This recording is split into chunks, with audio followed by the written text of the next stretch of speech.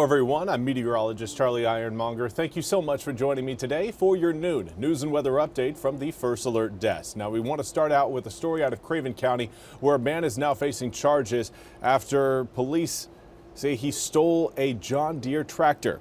Craven County deputies have charged Nicholas Herring with felony larceny of a motor vehicle.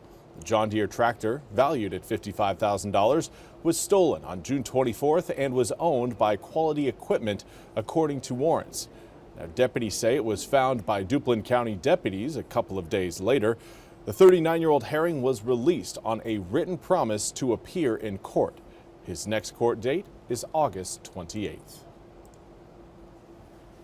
And now we want to turn to the ongoing redistricting fight going on in Texas, where Texas House Democrats have fled the state in order to prevent a redistricting vote happening within the Texas State House. NBC's Ryan Chandler has more.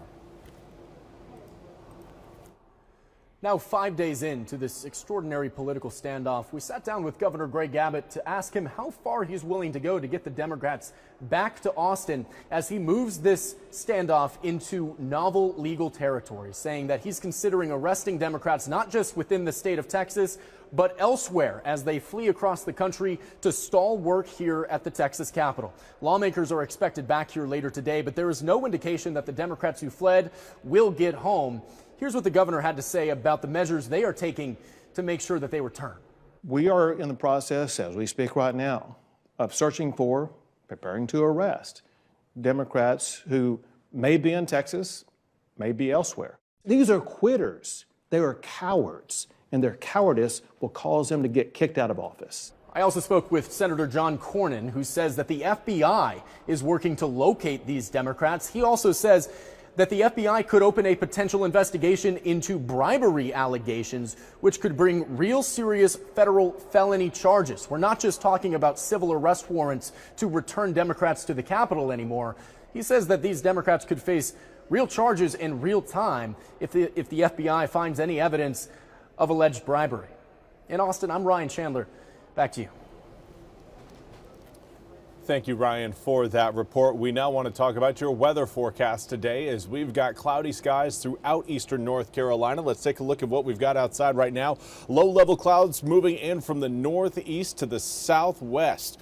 That is preventing humidity from really climbing across the east. But you'll also notice that we've got high-level clouds moving in the opposite direction.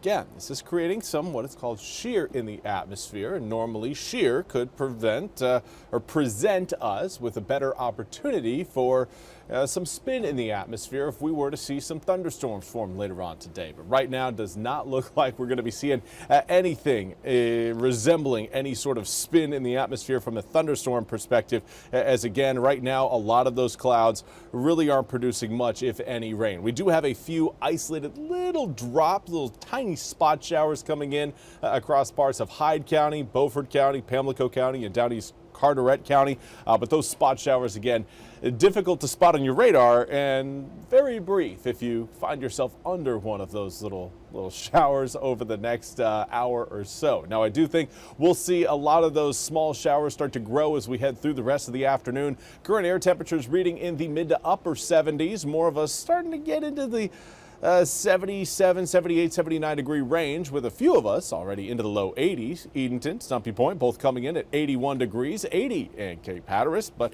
again, today is more defined by the cooler air than the hot air. Air temperatures normally this time of year would be reading in the mid to upper 80s by this point in the day. So the fact that we're still seeing the upper 70s, it feels pretty nice. Feels pretty nice. Northeasterly wind right now coming in at about 7 to 15 miles an hour throughout most of eastern North Carolina. Those of you watching around the Albemarle Sound, though, do note that you, of course, probably are feeling it outside right now. More of a 15 to 20 mile per hour sustained breeze, with gusts reaching up to around 20, 25, even 30 miles an hour around the Albemarle Sound. I do want to say good well, I guess now it's good afternoon to Alma Rossi as well as Gene Carr. Gene, again, stuck under the clouds in Warsaw. Gene, you're going to be with those clouds for several more hours, and some of those clouds will start to show a little bit of some precipitation, a little bit of some light rain coming in over the next, I would say, 2 to 3 hours is kind of your time frame there, especially in the Warsaw area. As far as what we've got for this afternoon, again, clouds sticking with us, some showers mixed in as well. We may see a stray thunderstorm try to work its way across parts of eastern North Carolina, particularly those of you watching on the east and southeast side of Highway 17. I think that's where we'll have a slightly higher chance of some thunderstorm development. But that takes us through today. Let's talk about what we're going to see tomorrow. Starting out the day in the upper 60s will help keep that humidity low for the start of the weekend. Air temperatures will be a little bit warmer by tomorrow afternoon, getting more into that 81, 82, possibly 83 degree range by tomorrow at around maybe 3, 4 p.m.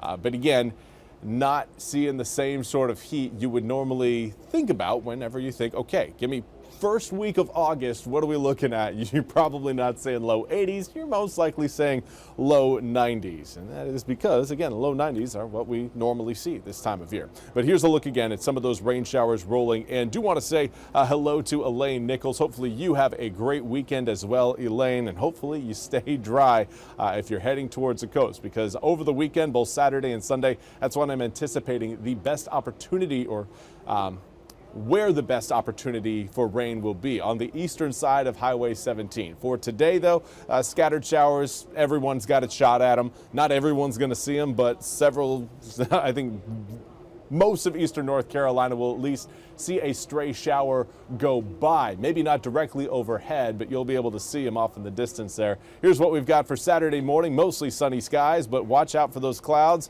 Could bring about some rain showers as we head into the afternoon, not just for those of you watching closer to the Outer Banks, but even areas closer to the Crystal Coast as well. And those showers, because they are going to be attached to a warm front, going to be working their way a little bit further northward, off kind of to the north-northwest as we head through your Saturday evening. And that, of course, will leave us with another mostly sunny start to Sunday, with a little bit more cloud cover moving in Sunday evening, thanks again to that warm front. Now, Monday right now is looking a little bit more cloudy than what we'll see for your Tuesday, Wednesday, Thursday, and Friday of next week, but warmer air temperatures, again, will come with rising humidity through next week, and we'll get back again to that normal August-like feel. Now, there is a chance we'll maintain about a 30 to 40% chance of rain for next week. Those are going to be heat-driven showers and thunderstorms, the normal stuff you come to expect with eastern North Carolina summers. Those are going to be more focused again through the afternoons and evenings, kicking off whenever we hit our peak heat of the day and fading away after the sun sets. Well, that's all we have time for today's noon news and weather update from the First Alert Desk. I want to thank you all so much for joining me. We'll be back with more news and weather coming up at the top of the hour. Until then, I hope you all have a wonderful Friday.